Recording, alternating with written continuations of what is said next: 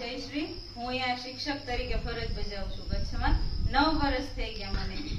તો કાયમ અહીંયાથી રસ્તેથી પસાર થાવ ને બોર્ડ આવતું કે બાંધા હનુમાનજી, કાયમ વિચાર થતો કે એકવાર તો જાવું છે.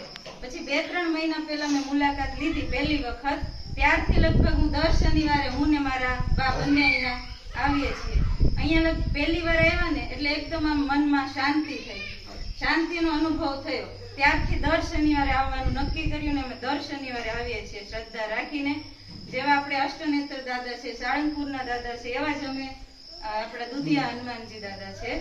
તો જેવા અમને ત્યાંથી સાળંગપુરના આશીર્વાદ મળે એવા જ અમને અહીંયાથી જ મળી જાય છે. તો દર શનિવારે અમે દુધિયા હનુમાનજી દાદાએ મનની શાંતિ મેળવવાને ખાસ અહીંયાનું કુદરતી વાતાવરણ જે છે એ મને બહુ પસંદ આવે છે. એટલે ઈ અને મનોકામના દરેકની પૂરી થાય, મારી ને તમારી બધાયની.